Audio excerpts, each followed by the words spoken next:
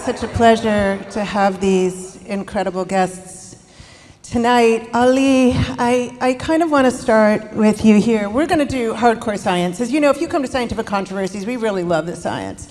But I want to take a minute to discuss how you both got into this field. And Ali, I'm going to start with you. One of the things I love so much about science makes my heart soar is that it's transcendent. It's transcendent of boundaries, of artificial limits. And I want to ask both of you how you got into this subject, because it's quite an international stage tonight. Yes, well, first of all, thank you so much for having me in this forum. It's the first time I've been in this space, and I really admire everything, the architecture, the ambience, the vibe, the whole thing. So I'm very grateful for this opportunity. How did I get into science? I think it was a collection of chance and stochastic events ultimately that got me to where I am. I was born in Tehran in Iran a long time ago, and my father was a MD PhD working at Institut Pasteur, and I remember that from a very young age he took me with him to his clinic, and I remember the first pipetting thing that I did. He was showing me how to, at the time we didn't have the machine, so you had to suck with your mouth from the pipette. For the pipette? Yeah, and there was something extremely attractive about just mixing stuffs together, you know? And that ultimately got me to where I am. It was clinical at the beginning. It was very practical, utilitarian. But then I started asking why. Why is it that we're measuring things the way we're measuring them?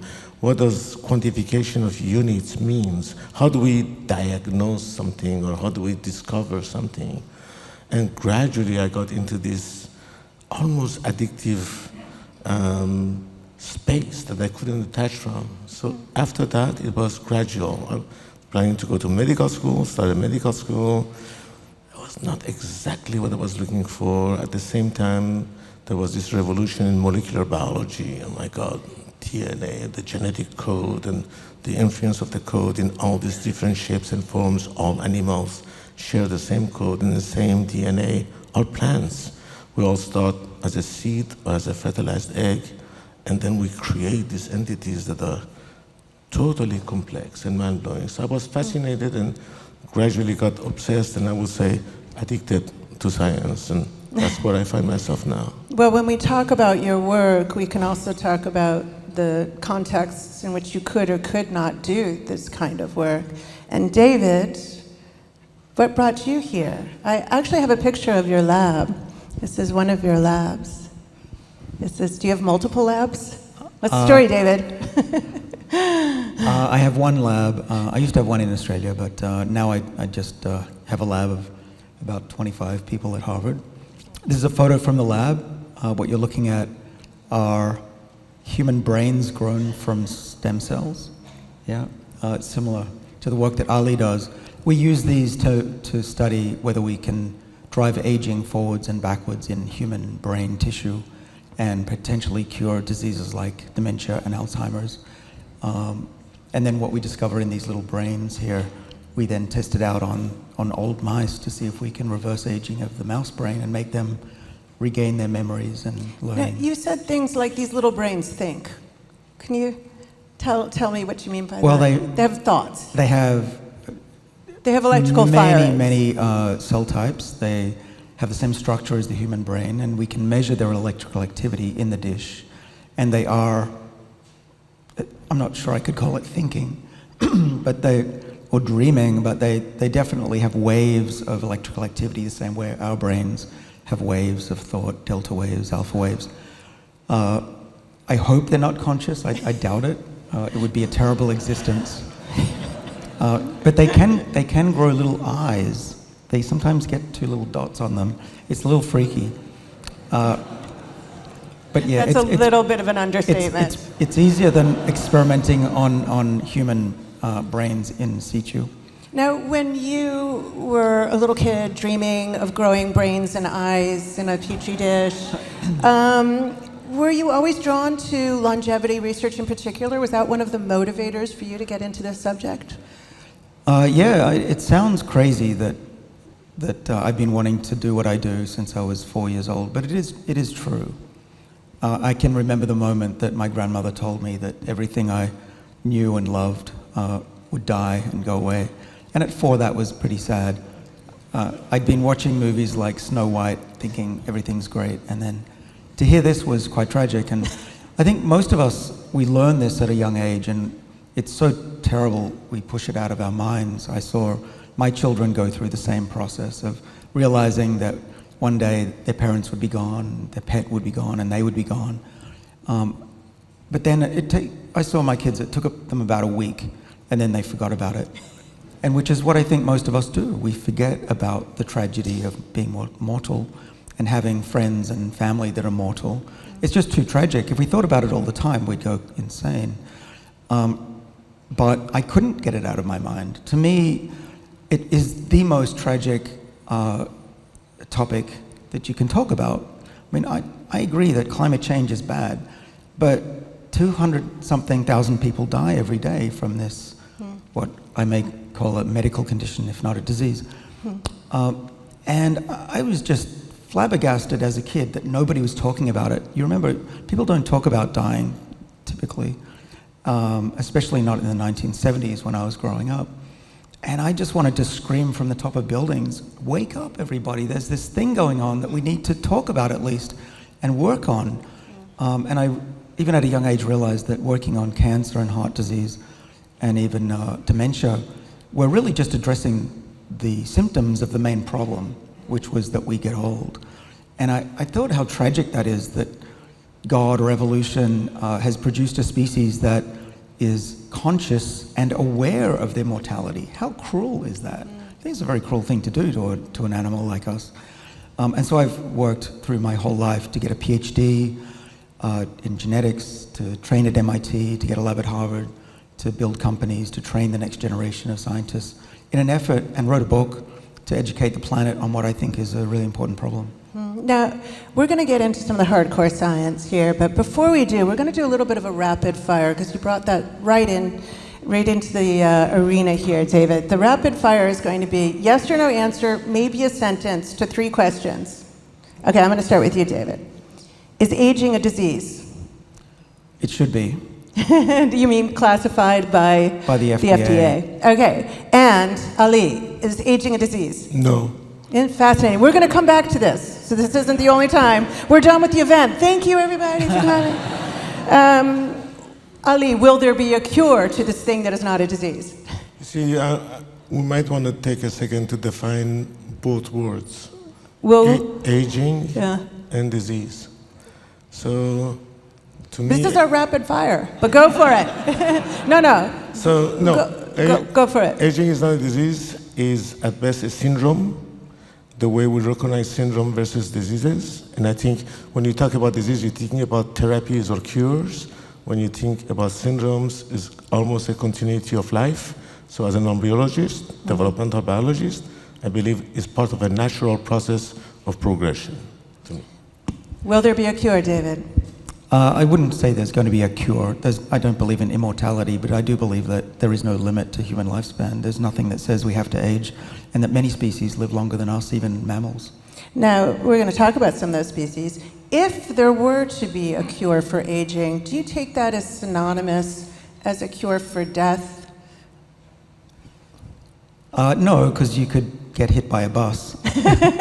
So we will still die no matter what. I think it'd be very unlikely that we're still around in thousands of years. But we could easily develop ways to live for an additional 100 years. That I can see happening with the advent of AI and how quickly things are changing now, and medical progress is doubling in its knowledge every 60 days now. It's quite incredible. So what we need to do is stay alive for longer so we can reap the benefits of all of these changes coming. Ali. Life is a privilege. It's not a right. I really believe that the fact of being alive and even sitting in this podium with you is not something that was ever guaranteed to anyone. I really believe that every single species, may it be a plant or an animal, begins with a seed or a fertilized egg. To me, aging begins in the womb. The minute the fertilized eggs becomes 2 cells, and you move forward, the aging process begins. Now, adolescence is not considered a disease. Well, I have an 18-year-old. Okay, well, that's a rapid fire, so we're going to come back to this. Sorry, I got distracted by thoughts of teenagers. I want everyone in the audience to kind of ask themselves those questions as well and see if your answers are different at the end of the conversation. We do know of species, and Ali, we've talked about this, that are immortal in this kind of proverbial sense, or maybe this colloquial sense, if not a scientific sense. Tell us about the hydra here. So you may ask yourself, what do we mean by aging and dying? There are species, there are butterflies who live for one day. There are other animals that live for hundreds of years. And there are animals that never die. This is one of them. It never dies. It never dies because it keeps on regenerating itself. There are many more examples to that. The flatworm, the jellyfish, and everything else. But there is a reason to think about what do we mean by aging if it's not a direct connection with a time moving forward vectorial influence. Mm-hmm. So we'll talk about time in the embryonic sense that you study and where it's flexible and where it's rigid. But I have to admit that I was surprised, and maybe everybody in the audience knows this, to learn that coral is an animal. I mean, I guess I learned this some time ago, but I'm still shocked by it. I think of it as a plant, but it is not. It is an invertebrate animal, and it also could potentially, if we stopped killing it, live indefinitely. It won't die of senescence. It will not, and that's an amazing point you're making here, because if you look from images from outer space, and you look at the coral reefs, and if you by genetic criteria characterize this as an animal, then that would be the largest animal on planet Earth. The amazing thing about corals is that they kind of clone themselves, they regenerate themselves, and they create chimerism with different species of corals come together to create a new body, a new entity. I think when we talk about aging, we need to consider what is the evolutionary roots of aging. What do we mean by getting old? What do we mean by dying? Because most species don't have that attribute. Now, before we talk about the human example, we have to talk about the immortal jellyfish. David, I know that you've written about in your book, the immortal jellyfish. Tell us a little bit of the story of this jellyfish, because it doesn't come to maturity and stay that way forever. It does some pretty weird shit. Let's talk about it. So this is Turritopsis. It was discovered in Japan. We tried growing it, culturing it in my lab. It wasn't successful, partly because we were sent home during the pandemic. But it's an extremely interesting organism because it can clone itself. The actual jelly doesn't last forever, but it can disintegrate, and little pieces of itself will regrow new jellies. So in that way, it's immortal. I think it's a very good branding exercise because it's not really immortal. It just can reproduce itself asexually. But it's still very interesting that you can have the same clones of animals naturally exist potentially forever, in the same way that we artificially now can potentially forever clone sheep and monkeys. We do cloning as humans. And so we mammals are not that different. You could clone humans. We're not allowed to, but you could. And we could, in that way, be immortal, but it doesn't mean the individual is around forever, just your descendants are. I noted in your book, you said, look, the clones can come from an old cell, but the clone isn't old. Exactly, and this is why I believe that there is a backup copy of youth in every one of our cells, and we can reset the body and be young again. And this is what we do to those little brains that you saw, and now we're doing it in mice, and now we're doing it in monkeys. And so I do believe that aging can be reset just the way cloning does, but we can do it in our own body, so we don't have to go through a one-cell stage to live longer. We can actually invoke the same processes that embryos use to stay young. We can do those in our bodies as well. So let's talk about the human genome. Richard Dawkins titled his famous book, The Selfish Gene. But he often said he should have called it the immortal gene.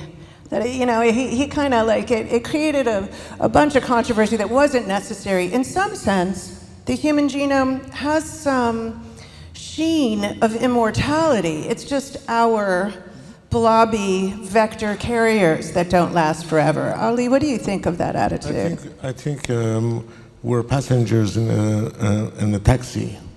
I think the DNA in the genome is the passenger and the taxi is our body. I think the idea of moving forward toward a destination has different components to it. We like to think of time as a vectorial linear progression.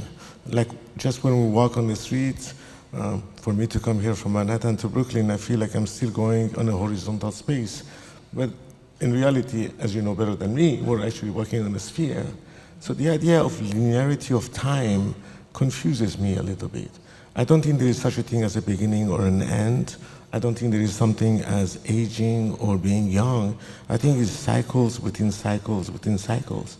And the cloning concept or reprogramming concept tells you that in biological sciences, you can actually modify time. You can move time forward. You can accelerate time. Nobody wants to do that, of course. But there are diseases like progenia and other things, or chimeras, where you implant a human cell into a mouse embryo and it moves at the rhythm of the mouse. You can stop time, IVF technology with freezing blastocysts or eggs or human embryonic stem cells would last forever. My cultures are 25 years old from a ball of cells. Mm-hmm. And we know that we can reverse time. So somatic cell nuclear transfer, cloning, as it was done in 1963 for the first time by John Gurdon in the frog, shows you that you can take a genetic information from a cell that's way ahead in time and bring it back. It's like playing a video backward. So starting from the last scene to the first scene. And in that sense, I think biological time needs to be revised compared to what you consider as the physical time or theoretical physics time, that there is a reversal and a loop in that. So to me, being young or being old is being at what point you find yourself in a circle, not at what point you find yourself from a beginning to a destination. So just to emphasize, you said that you have embryonic cells for 25 years and they don't age. That's quite significant. David, I felt like maybe you had a response or a thought. Yeah, I agree. We have cultures in my lab that are half a century old, and when you freeze them, they don't age. They just sit there. And you can have children that should really have been born 30 years ago but were frozen. That is proof that you can stop time and stop aging. But how do we do it in our own bodies? We don't want to have to freeze ourselves.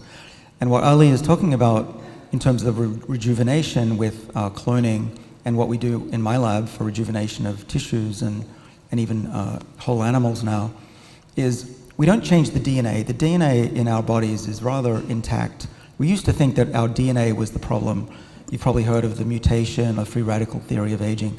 That's not so true because you can take an old cell and make a new animal. What really is going on, I believe, is that there's another type of information that causes aging that's lost over time, and that's not genetic but epigenetic information. These are the systems of how the DNA is bundled in the cell and controls which genes are turned on and off.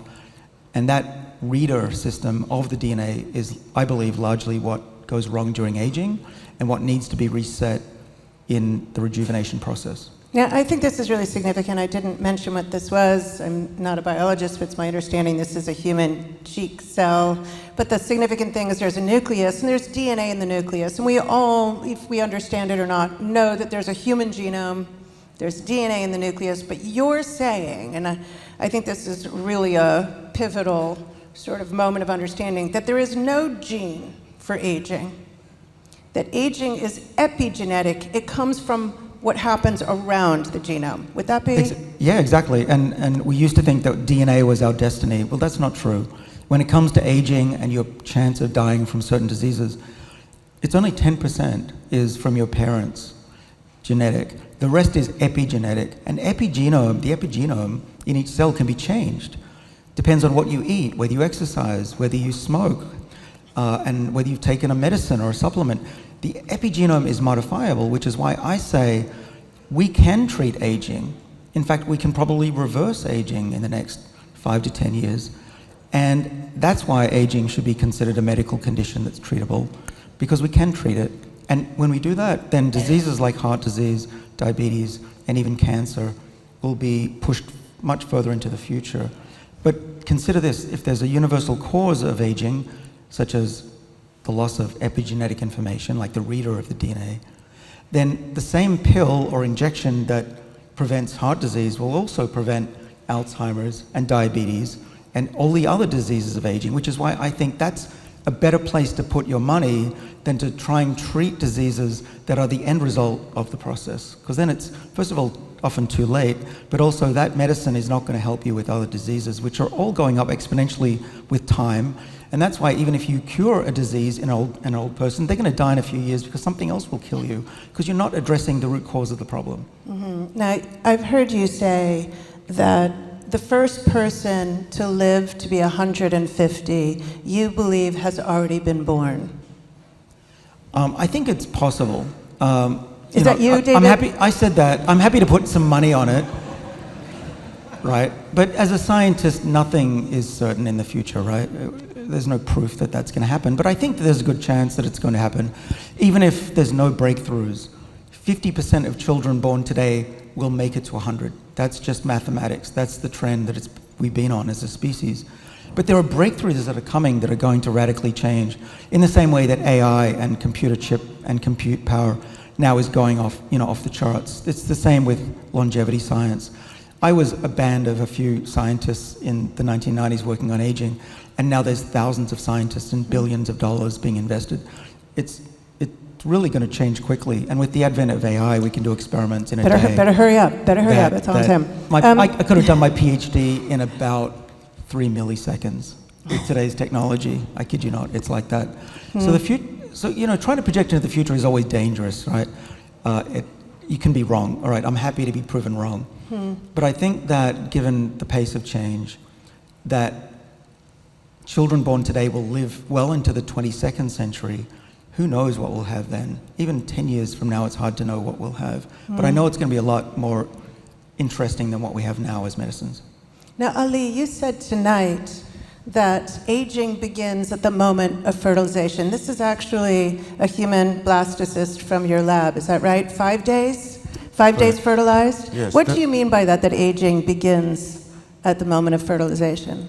Yeah, so this picture is actually a picture of all of us in this room. This is what we look like 5-6 days after fertilization. It's absolutely mind-blowing to me. I have colleagues and scientists and clinicians in the audience that will recognize this in details you would not believe. But to me, if aging is a vectorial progression in time, then again, it begins in the womb. So we begin aging the moment fertilization happens. There are a lot of up and downs and drama going on. 50% of the fertilized eggs or blastocysts don't even attach. Those who attach undergo different journeys. And I think it's very important from the onset to realize that when we talk about a single individual, may it be a jellyfish or a human, that we're not really talking about one genome or one epigenetic change. We're a collection of many millions of microorganisms living inside of us, in our skin. The whole idea of microbiome. We're a collectiveness. We're not an individual. The number of bacteria, viruses, and worms, and everything else that lives inside of you as a symbiotic relationship forces you to define what do we really mean by aging.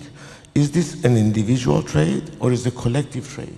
I do not imagine life in this kind of collective environment to be a single attribute of time. I think it's integration of time and many different DNA information and epigenetic outcome.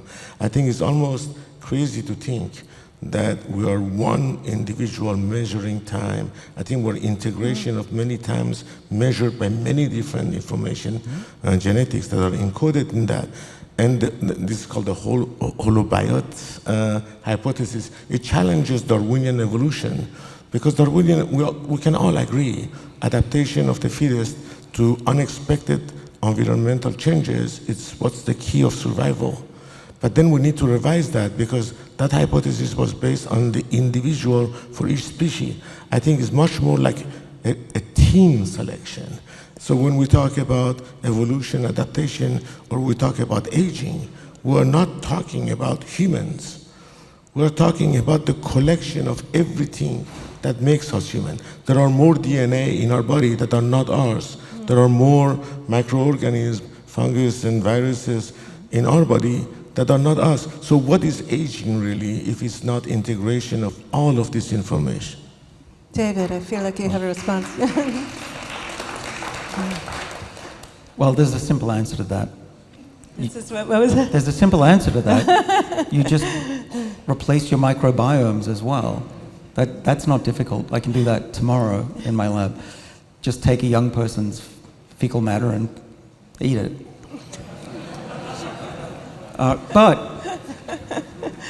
So what we know, Your though... poor grad students, my God. Yeah, I'm not suggesting you do that, by the way. You'd have to put it in a pill anyway. You wouldn't just eat it. But the embryo is very interesting because the same processes that make an embryo possible from a single cell, this is the epigenome at work, because what makes us the 20 trillion cells, of many of which are functioning differently, what makes a liver cell different than a nerve cell, is the epigenome, because almost all of our cells have the same DNA. It's the epigenome that tells the cell, turn on the genes to be a liver cell, or turn on the genes to be a nerve cell. And according to my theory, the information theory of aging, it's that distinction between cell types that goes wrong over time. So that breaks to DNA and other insults to the cell, or crushing nerves, causes such a catastrophe in the cell that the cells, molecularly forget which genes to read, and now the nerve cell starts to look a bit more like a skin cell, and the liver cell starts to look like a kidney cell. We see that, that's a fact. And I think that is the reason that we don't heal well, and it's why our guts become leaky and why we forget things, because our cells are not turning on the youthful pattern of genes that they did when we were young. And the good news is that we found that there's a backup copy of that information. We can reset the system so that they read those genes again like they were young. When we do that, cells behave like they're young again because they literally are young again. Mm-hmm. And people are doing this now in whole mice, and the mice are living longer dramatically. But when you say they're doing this, they're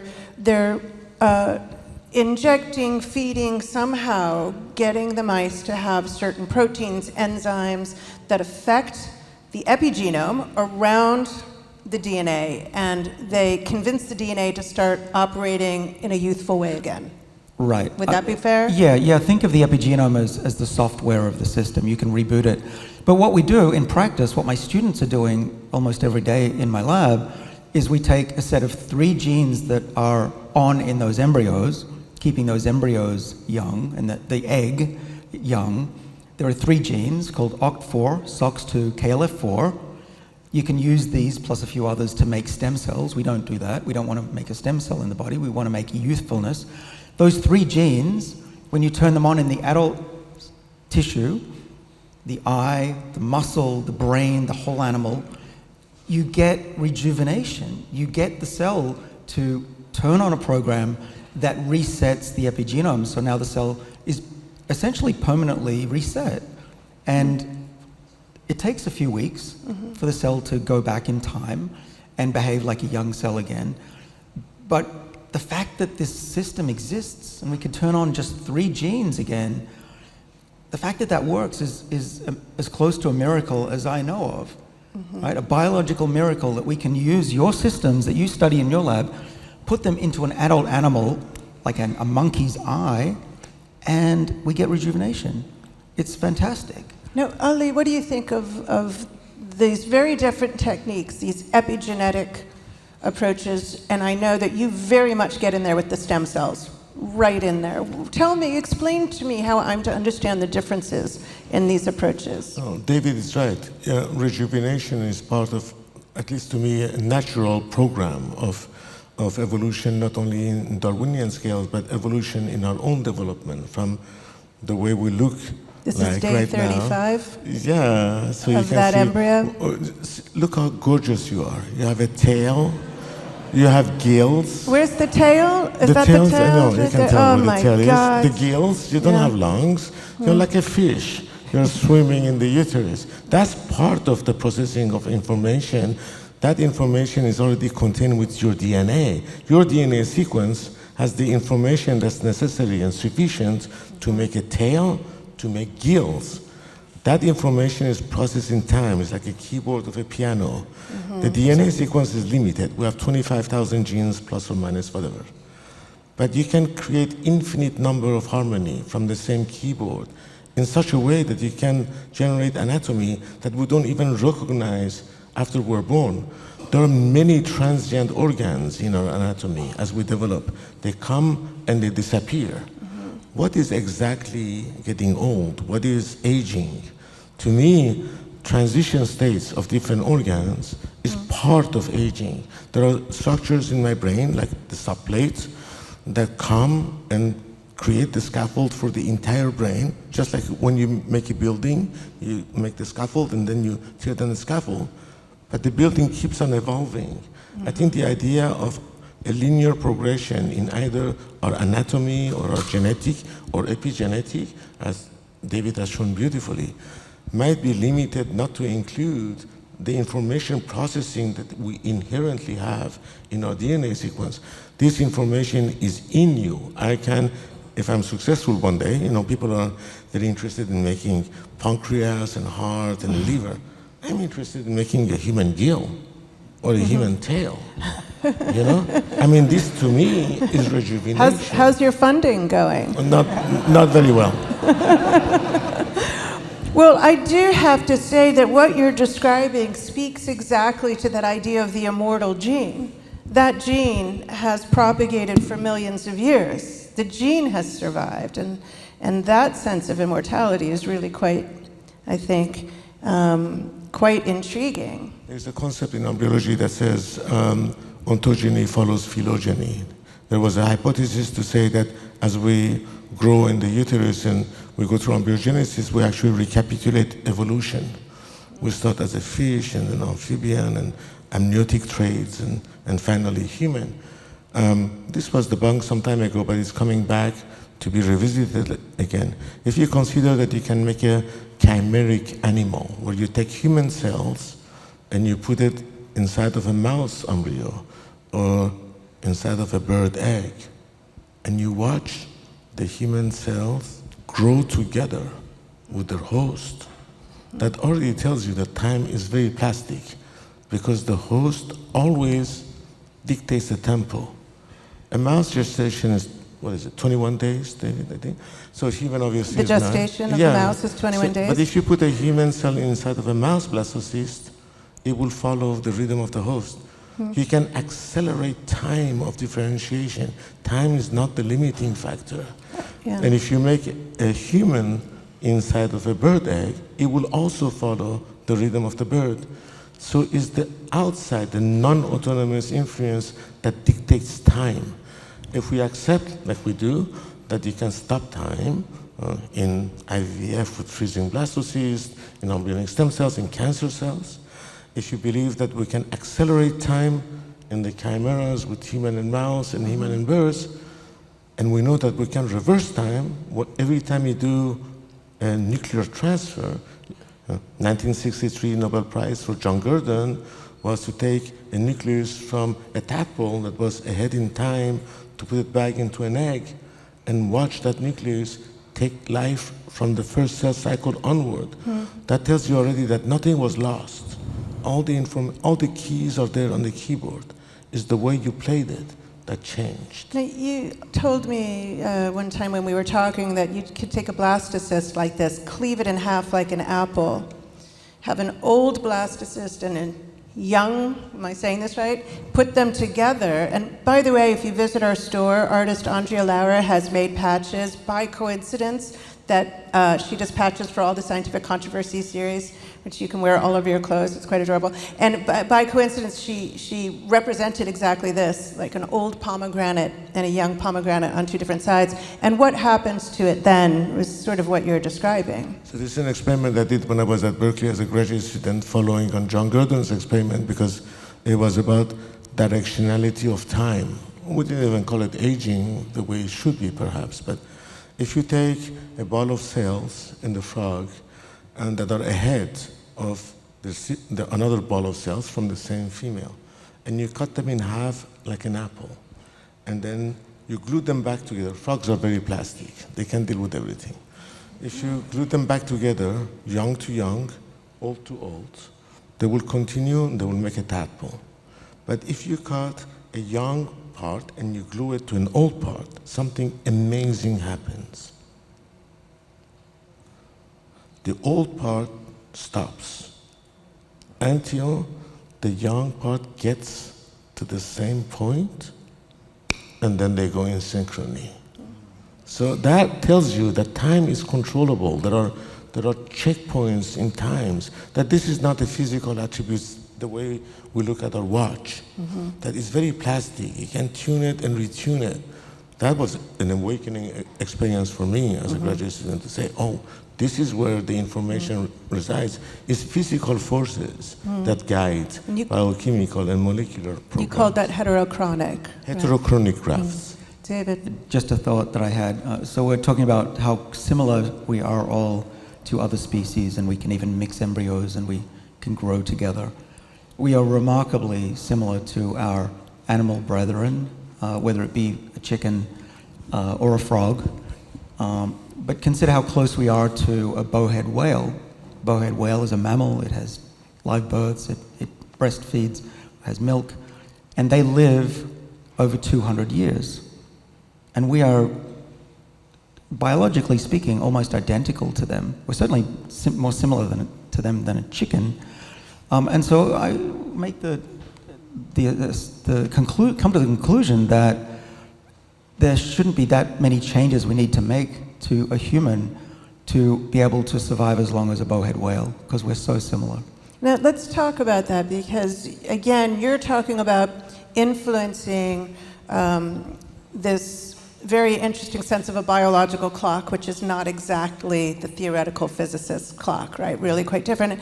You talk about influencing it epigenetically with external influences. Can you tell me about one of these experiments with this slime mold here that you did? Because I think it really illustrates the point of how this information theory of aging works. It's a bit of a story. I started off studying the epigenome in yeast cells at MIT, and I landed at the right place at the right time, speaking of serendipity. And under the tutelage of Leonard Guarenti, we started trying to understand, why don't yeast cells get old? Why do yeast cells get old? Why are they not immortal? And these are the same organisms that you use to make beer and bread, so you just grow them on plates. And we figured out why they get old. It turns out that they have genetic instability. They get broken DNA, same way we do. Every cell gets broken DNA every day. A few chromosomes break every day. But that then distracts the epigenetic control systems, because the epigenetic control systems also help repair DNA. And I believe that that's important, because you want to control your epigenome in response to DNA damage. So why not have the same proteins control both things? And these proteins, we gave them a name. We called them sirtuins. There are 7 in our body, 5 in yeast. And they don't just repair DNA, they protect against aging. So when you put more sirtuin copies of the sirtuin genes in yeast, they live longer. Turns out that's also true for fruit flies and worms and mice. Yeah. But then the question was, well, are these epigenetic changes really causing aging? Or is it just something that happens, and what we'd call an epiphenomenon, an association? And in science, as you know, you want to break something and see what happens, right? And so what we thought we'd do is we'll go in and break some chromosomes. And if we're right, then the yeast cells should get older, and they did. They aged rapidly. And then in 2007, I said to a postdoc in the lab, Philip Oberdorfer, how about we do this in a mouse? And he said, you're crazy. It'll kill the mouse, or that it'll get cancer. And I said, okay, but just do it. And he was pretty stubborn. And what I said to him was, all you have to do is prove me wrong, and then you can do something else. Just prove that this won't work. And actually, 2 years later, he came into my office and said, I think it might be right. But he was really skeptical. So what we did, and why it's relevant to this organism you can see here, is this slime mold, Polycephalum physarum, makes a very special enzyme that's part of its immune system. And when you purify that enzyme, or take the gene for that enzyme and put it into a human or a mouse cell, it will cut the chromosomes very rarely, which is good. You don't want to cut the chromosome to pieces. It'll kill the cell. So it cuts the human genome in roughly 20 or so places. And the other good thing about it is it makes staggered cuts in the DNA. So it cuts the DNA ladder over here and then over here. So you end up with what are called sticky ends. The bases of the DNA come apart like a zipper, and the cell can just find those ends and put it back together. So you don't get a mutation the way we did it. So now we could test the hypothesis. If you distract those sirtuin protective enzymes with cutting of chromosomes, what happens? And the mouse could have died, nothing could have happened, could have gotten cancer, could have gotten aging. And I remember I was in Australia, and I had one of the first iPhones, and I got a text saying, the mice are sick. And I said, okay, send me a picture of the mice, I want to see. And I saw the picture of a mouse, and I said, that's not a sick mouse, that's an old mouse. How old is it? She said, it's 2 months old. I mean, let me guess, that's the one that had this enzyme in it. So you accelerated the aging process. We caused aging in an animal, and we published this last year in the journal Cell, and it was 43 scientists. It took us 13 years of work. It was a lot of work to convince the scientific community that we caused aging and not just made a mouse get old or look old. But by every aspect, it was old. It had an older epigenetic clock. We can measure DNA methylation changes, they're called. We can track that. It was older, but it had all the signs of aging.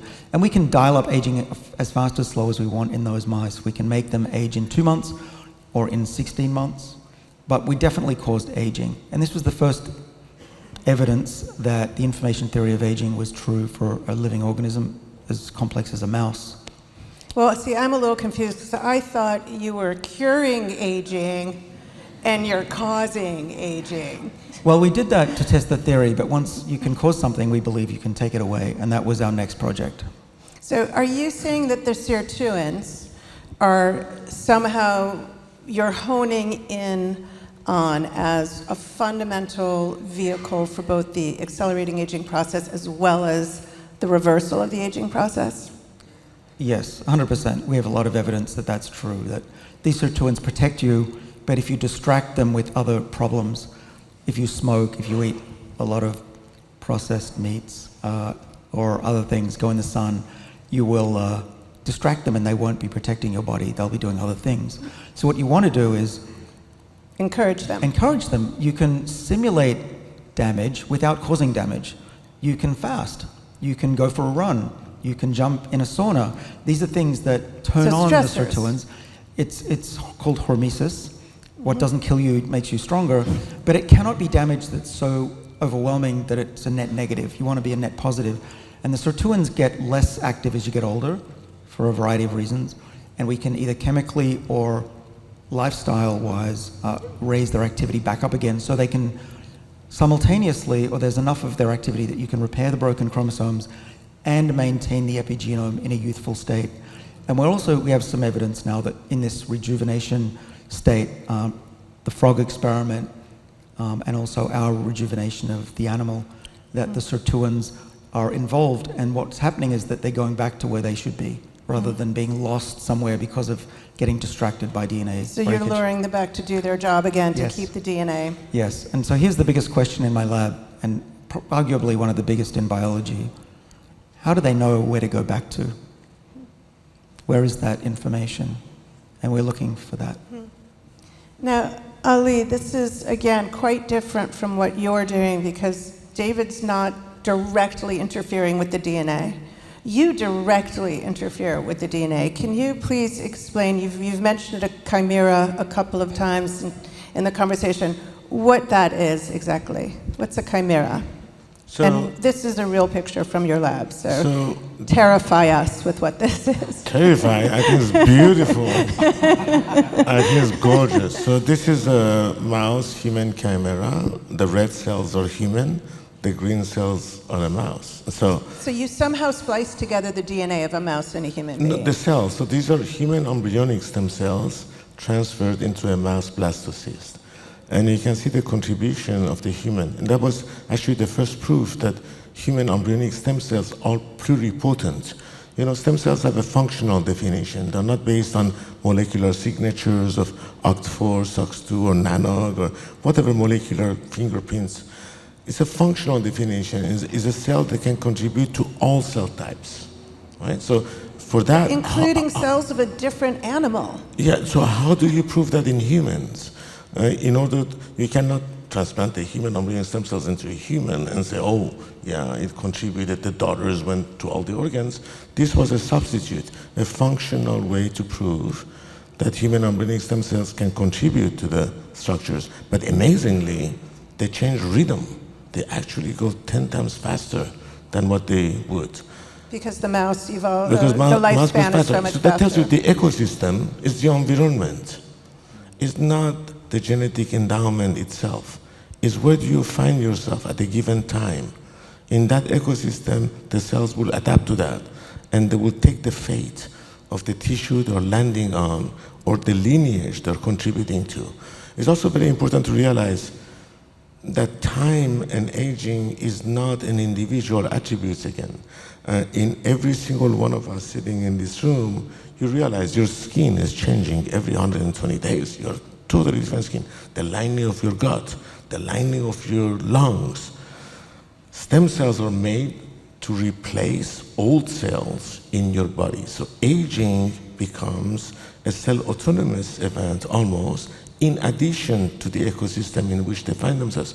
We're not a single entity operating in a single window of time.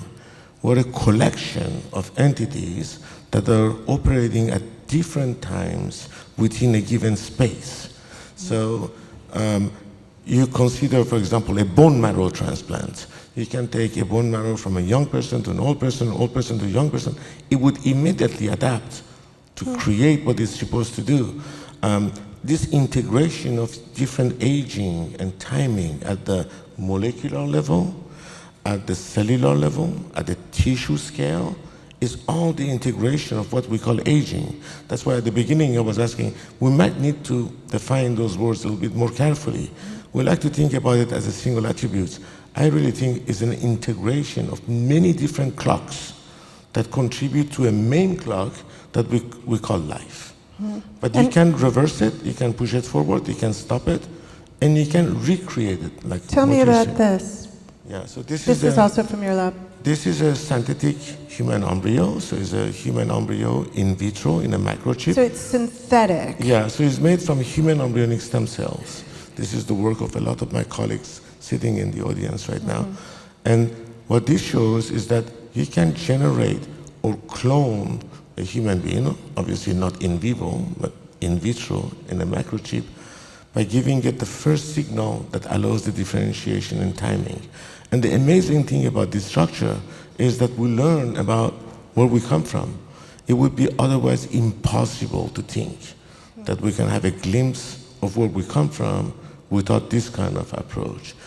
It's beautiful, and I love the fruit fly, I love the frog, my favorite organism, I love the mouse, I love non-human primates, but ultimately, we need to answer this question about our own existence. And we're different than a mouse, and we're different than a bird. And if we're going to be serious about realizing where things come from and the progression of time, we have no other choice than recapitulating those events at a stage where women don't even know they're pregnant.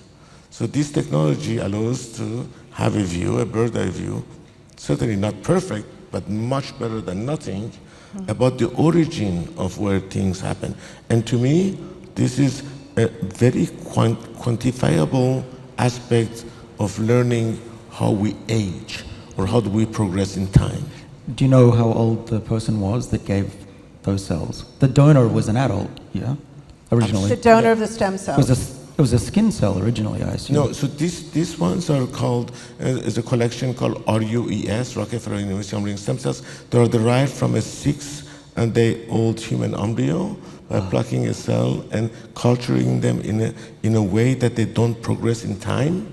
And so you grow them in microculture, and then you give the first stimulus, and they self-organize to create all the germ layers and all the cell types. Can you do this with an iPSC? Yeah. Yes. Well, then that's for an adult. Yes, human. yes. So that's great, right? So if you can do this with an adult cell, then that means I can clone you 1,000 times from a piece of your hair. Yeah, let's go. Right? But it would never be you. I have a lot to do. It would be anatomically you, genetically you, Yeah. but it would never be the David Sinclair sitting here, right? Because that comes with more than just genetic information. It comes your experiences, your history, your culture, all these things. Right. So this is also one of the interesting things about maybe working epigenetically, that you're not completely annihilating the organism or starting it over. You're really taking it where it is, memories intact, let's say if you're working with an adult mammal like a mouse, and then you're trying to repair something that's been damaged. Can you tell us about this example of the optic nerve damage? Because I think this is also quite a remarkable result. It's a similar kind of experiment, a eureka moment in the lab. What we're looking at are 2 optic nerves running horizontally. What we wanted to do was to ask the question. So the eyeballs. Oh, the eyeballs on the right. To this audience's right, brain to the left. Correct. Mm-hmm. And it's a bit longer than this. This is just the beginning part. Probably the brain would be on that wall. And we've stained the nerves orange, so if the nerves are sick or dead, it will be blank. And you can see there's a big difference here. What we did was, and this is in collaboration with Zhigang He's lab at Children's Hospital in Boston, where they're expert in this. And what they did was they pinched the optic nerve of these 2 mice. And one of them was just left to its own devices. After a few weeks, we had a look. And that's what you see across the top. The top optic nerve has been pinched at that point up there. And you can see most of the optic nerve has died. Right? That mouse is now blind. It's the same as if you break your back, you're not going to walk again, not currently. But the one on the bottom was treated with our 3 Yamanaka rejuvenation genes, the OCT4, SOX2, KLF4. And we reversed the age of those neurons so that they were neonates. These were old mice, but we made them so young that they could grow again. And you can see they're now growing back to the brain. And the longer we leave it, the longer those nerves grow. Somehow they know where the brain is. That I don't understand. But they know that they have to go that way. And they eventually connected with the brain. And that was the first result that we had, that we could truly reverse aging and rejuvenate tissues in an animal. That's pretty astounding. And you brought this up earlier. You don't know how they know where to go. Is that kind of what you mean here as well? Yeah, why don't they wander off and go there's so many fix something else? Well, they could grow into a tumor, but they didn't. They knew that they needed to go back and form that. So similar to what Ali said before, I think we're tapping into an ancient mechanism of tissue rejuvenation and restoration, in the same way that the jellyfish can regrow its body, and if you cut the liver of ourselves, it will regrow somehow to the same size as the original liver. How it knows how big to grow, we have no idea. It might be electrical signals. But there's similar processes that are going on in your systems at early in life, we believe are going on in these nerves when we turn on these embryonic genes, even in the adult. Ali, are you surprised that this kind of progress can be made without introducing stem cells specifically? This is a beautiful experiment, by the way, which I think might represent the future of the way we're going to move forward. if we believe that rejuvenation is a natural process upon which stem cells act to replace old cells in every organ in our body, or cells that are dead or dying, then the future of clinical applications, in my opinion, it will no longer be based on coming up with a drug or a compound or some treatment to fix something that's already broken. It will be almost based, and I know it might sound fictional to you, but I really can see it. It will be based on returning time to the damaged tissue. And that's the beauty of this experiment that David has done. It's like in the adult organism, you can create the embryonic origin of the lineage that has been damaged. So you reverse time. You don't try to fix something that's broken. You just replace it by turning time backwards. And that's aging directly about that. I think in the future, we're not going to try to go to chemotherapy or radiotherapy or all these insulting ways of dealing with tumors and other issues. We're just going to find a way to reverse time on the cells that are not behaving, whatever that means, within the context of the adult. And I really think that's the way it's going to move forward. That was very well said. I just want to add that this was the first experiment. The next experiment we did with Bruce Cassandra's lab, and he studies glaucoma, and you can give mice glaucoma by putting pressure in their eye, and then we cured them of blindness. And then I said to Bruce, let's just do old mice. And he said, that can't work, you can't restore blindness in old mice, no one can do that. And just try it.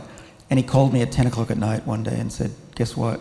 We unblinded the data, and it worked. We've cured blindness for the first time. Now, how long ago was this phone call? That would have been 2019. And what do you think the time scale is for people to see this in actually human subjects? Well, so in 2019 we formed a company to raise money to do this. It's been repeated many times now in mice. It's been repeated in non-human primates. And human trials are slated to begin as early as next year to treat blindness in people. It gives you pause, that's for sure. I know that so many people are interested in what you do scientifically, but also how you influence lifestyle choices. I know people will kill me if I don't ask you about lifestyle choices and decisions, but I want to play a little game to do this that I like to call bullshit or no bullshit. And so we're going to review some kind of health nutrition claims, because I actually have a bit of a pet theory that I think a lot of suspicion towards science in general comes from the fickleness of at least reporting on health sciences and nutrition. It changes just too rapidly. And so we're going to do a little bullshit, no bullshit. What were you going to say? Nothing. Go ahead. Okay. Bullshit, no bullshit. Red wine can reverse aging. Bullshit. Damn it. Ali, antioxidants are the secret to the fountain of youth. Fountain of youth? I don't know. Okay, bullshit. Okay, good. I'm coming back to you, Ali. Zombie cells, tell us what those are also, cause aging. Zombie cells cause aging. What do you think about zombie cells? Again, I have a hard time defining aging in the context that I told you about relativity of time. What do you think, David? These zombie cells that I keep hearing about. Yeah, the senescent cells, they stop dividing. Cells, yes. Do we have to clear them out as part of a process for a long life and health span? So you've asked two questions. Do they cause aging? Yes. And do we have to clear them out? No. Okay. The reason is, people might say, well, why, what are you talking about, David? If they're causing aging, of course you have to get rid of them. Mm-hmm. But what we've just published, and we'll be publishing more, is instead of killing the zombies, what if they're your family? You don't want to kill your family. You don't want to kill senescent cells in your brain, necessarily. So we're working on a cure for senescence so that we can get those cells to grow healthily again by using the same rejuvenation, similar technology. Yeah. So you're bringing the zombies back. That's a twist. That's a twist to the classic zombie film. Shortened telomeres are the cause of aging. Ali, do you want to talk about shortened telomeres? Bullshit. David, bullshit, no bullshit? If bullshit is 5 out of 5 stars, I'd give it a 2.5. A 2.5 on the bullshit scale? It's exaggerated in the It's exaggerated, in the but you think it has some, it's significant or tells you about the aging process somehow? It's one of many things that changes, and it plays a bigger role in cells that divide a lot, like the immune system. So let's talk about lifestyle things. So, bullshit, no bullshit, eat only meat, fat, and cheese, while also being a vegan. That sounds like my diet. I'm a struggling vegan. You're a struggling vegan? Ali, what do you think about? I love meat. I will go on record saying that the completely meat and cheese diet, that is not going to extend your lifespan. That part is BS.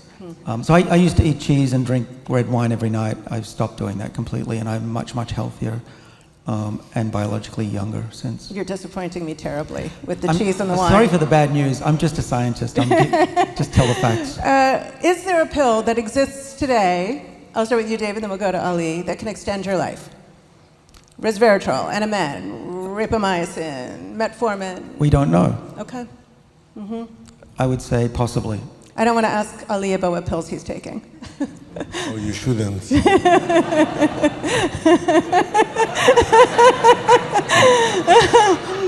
Okay, Ali, tell me this. Actually, this is for both of you. Cold plunges stave off dementia.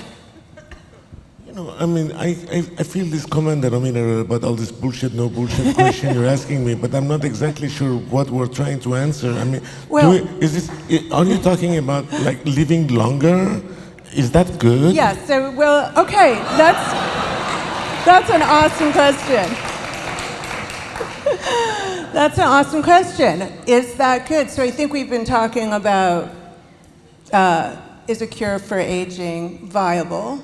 Why don't we come back to our original questions? We should ask those questions. Is aging a disease? If I were to ask you again, would your answer be different, Ali, than it was in the beginning? You know, again, I need a more precise definition of aging. Well, then how would you define it precisely for us? If we define aging as the lifespan of an individual, then I will immediately have to add this other variable of quality. Like, what do we mean? Like, do I want to be 120 years old and not recognize my kids? Or not know who I am? Or where do I live? Is that what's worth what we're doing? And remember, life is a cycle within cycles, right? It seems to me like evolution has selected us for the ability to be adaptive to the environment where we find ourselves that we did not choose. Nobody decided where they were born, what culture, what parents, what language, what religion. None of this was our choice. We just parachuted here. And if that wasn't bad enough, we don't even choose our DNA. So what am I trying to do here? Live an extra 20 years, goo gaga, not knowing what I am? I prefer to live half of that with total awareness of my environment and total contribution to it. I don't want to be here just to be here. So I think that's why I don't think aging is a disease. I think aging is actually a necessity for evolution. I think in every single species, may you be a plant or an animal, that's part of the natural cycle. You will not develop adaptive trait if you didn't die and if you didn't age. This is a fact for all species as far as I'm concerned. Making it longer or shorter, you can ask the butterfly who lives only for one day. She will tell you it's a beautiful life. Beautiful, Ali. So I think that beautifully brings us to the question, before I open for Q&A, Ali, I think you bring that question in really in a very elegant way, which is, with 9 billion people on this planet, what will we bring on if we really do delay aging significantly amongst large populations? And is this something we should want? Is this something we should really desire? David, do you have a thought on this? I have a whole book on this, actually. I fundamentally disagree that just because something's natural, that it is acceptable. I do not believe that aging is acceptable. In the same way that 100 years ago, we thought cancer was a part of life, the life cycle, don't mess with cancer, don't mess with heart disease. How many of us would just tell our relatives, don't take a medicine if they had cancer? Any of you? Would you let your parents die from cancer? No.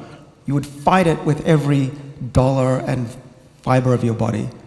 Why is aging any different? It is a natural process, yes, but so are all the other diseases and scourges we've fought and misfortunes that we have in the wild.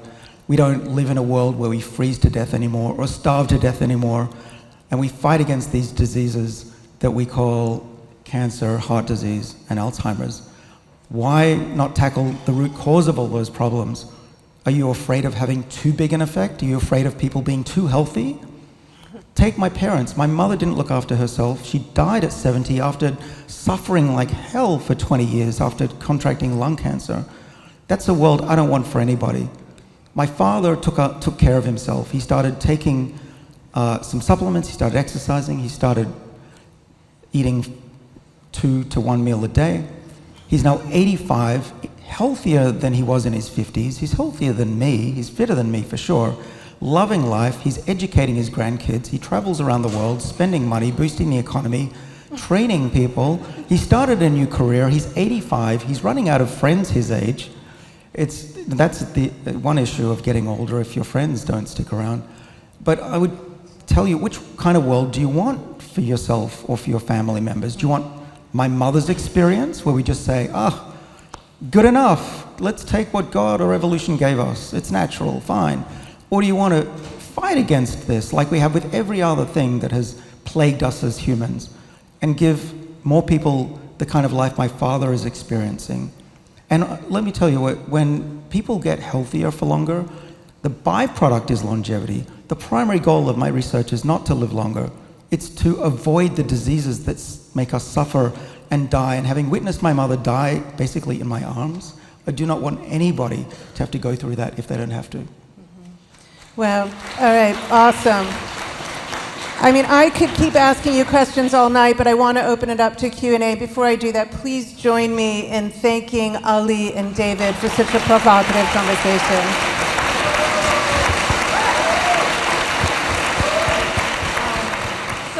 Question is, I think most people would agree that the thing that differentiates us from mammals, right, is our cognitive ability and the effects of compounded knowledge and on contribution to research. Like AI is the result of compounded knowledge of humanity and contributions over time, right? For better or for worse, rip the environment.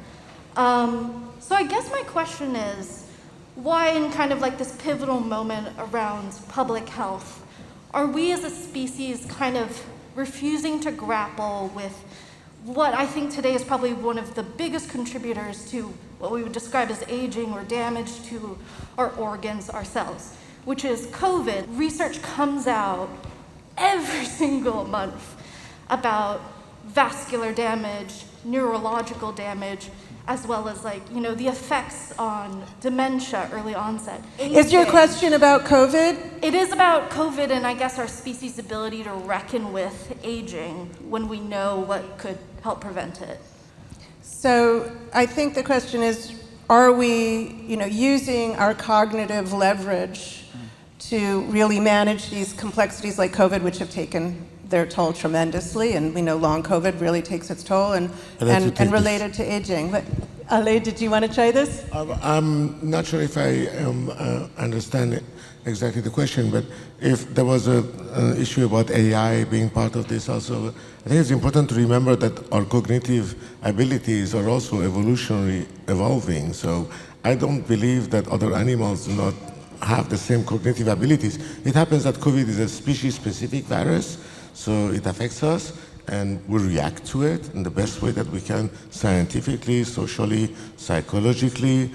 But I think it's in one of those elements, and you point perhaps correctly, that influences aging, but is a non-autonomous influence. So it's a factor that comes from the outside world to influence our survival versus the kind of thing that David and I are talking about today, which is what is the autonomous influence in moving time forward in the way we perceive it.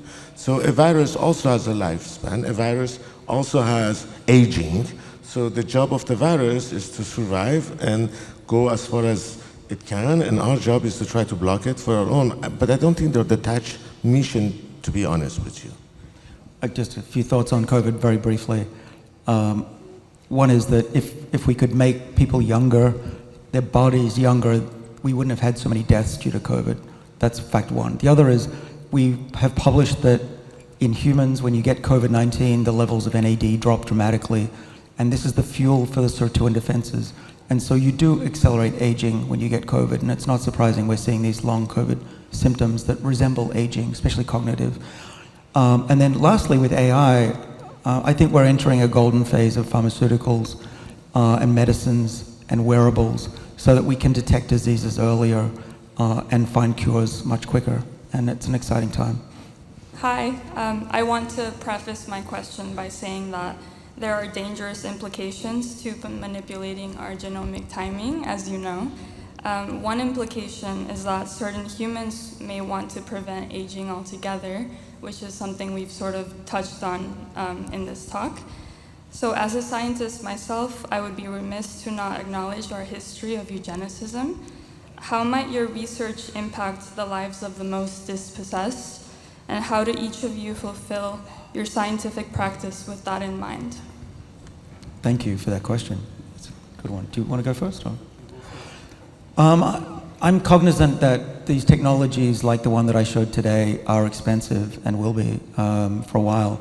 This is a gene therapy that we're talking about. We introduced those 3 genes with a drug activatable virus. It's a domesticated virus called an AAV. And these can cost a lot of money. They can be over $100,000, which is probably worth it if you want to recover your hearing or your eyesight or avoid serious other diseases. But in my research, we are working on bringing the cost down from $100,000 down to $100. And this is work that we are working, about half my lab is now devoted to, is bringing the cost down of these medicines so that hopefully everybody on the planet will have access to them. How do we bring down the costs? Well, we've found just very simple molecules that could be taken as a pill and swallowed to have the similar effect. So imagine taking a pill and curing deafness and blindness. That's what we're working on. And it costs maybe $10. Maybe I will expand on your question because it's a very important one, and I will zoom out from David's correct argument about addressing that. I will just ask, what do you think is the benefit for humanity to have people who age longer or ultimately never die, regardless of how much it costs? Do you think that's a good idea for humanity as a society not to die? And you can pay $1 or $100,000, but then what?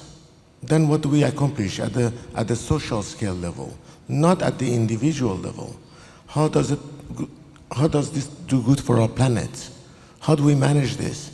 So detached from the price, and I totally recognize your question and I respect it. I would say there's a dimension that's bigger than that.